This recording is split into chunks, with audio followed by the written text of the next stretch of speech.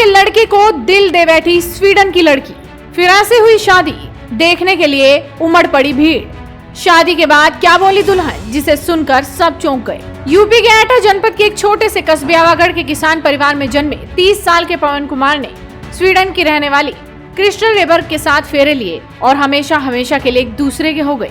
साल 2012 में एटा निवासी पवन कुमार की फेसबुक पर स्वीडन की रहने वाली क्रिस्टल रेबर्ग से दोस्ती हुई और फिर दोनों के बीच प्यार हो गया।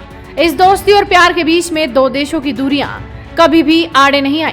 दरअसल पवन कुमार पेशे से इंजीनियर हैं, जबकि क्रिस्टल रेबर्ग ने होटल, टूरिज्म एंड मार्केटिंग में स्वीडन से ही डिप्लोमा किया है। पवन कुमार बताते हैं कि आज से लगभग 10 साल पहले 2012 में हमारी फेसबुक के माध्यम से दोस्ती हुई थी। उसके बाद दोनों के बीच कुछ समय तक दोस्ती का सिलसिला चला, लेकिन कब दोस्ती ने प्यार का रूप ले लिया दोनों को पता ही नहीं चला।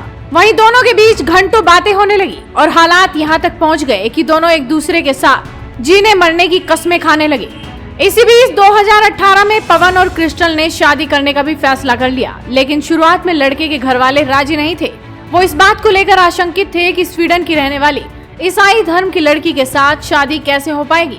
वहीं अगर शादी हो भी जाएगी तो क्या ये शादी के बाद में सफल हो पाएगी? क्या एक विदेशी लड़की भारतीय परंपरा के अनुसार ढल पाएगी?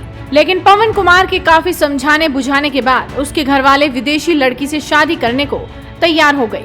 मेरे नाम क्रिस्टल हूँ, मैं बहुत खुश। What you want to say about this marriage? Well, that's very welcome in my life. Yeah. I have been waiting for this moment. Me and Pawan will truly keep looking forward to our married life together. पवन कुमार बताते हैं कि Facebook से 2012 में हुई दोस्ती के बाद 2018 में एमटेक करने के दौरान उन्होंने शादी करने का फैसला लिया।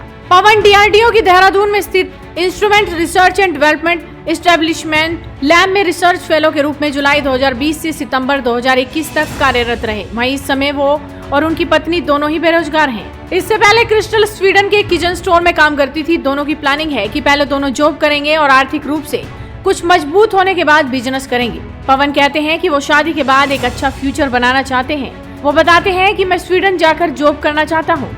इंडिया में जॉब चाहता था लेकिन वो नहीं हो सका। क्रिस्टल से 10 साल की दोस्ती के दौरान वो 6 से 7 बार इंडिया आई। पवन कहते हैं कि उनकी शादी पूरे हिंदू रीति रिवाज से ही संपन्न हुई है, जिस पर क्रिस्टल को कोई ऐतराज नहीं है। पवन कहते हैं कि शादी के बाद स्वीडन जाकर ईसाइयों के रीति रिवाज से भी वो शादी करेंगे, जिससे दोनों की धार्मिक मान्यताएं कायम रह सके और दोनों में से किसी को भी ठेस न पहुँचे। दोनों के बीच शादी के दौरान कोई धर्म परिवर्तन आदि की बात भी नहीं हुई। शादी के बाद भी क्रिस्टल ईसाई और पवन हिंदू धर्म में रहेंगे। जब उनसे पूछा गया कि दोनों की शादी में धर्म कोई बाधा तो नहीं है, तो उन्होंने कहा कि अब हम दोनों के बीच 10 साल की पुरानी दोस्ती है।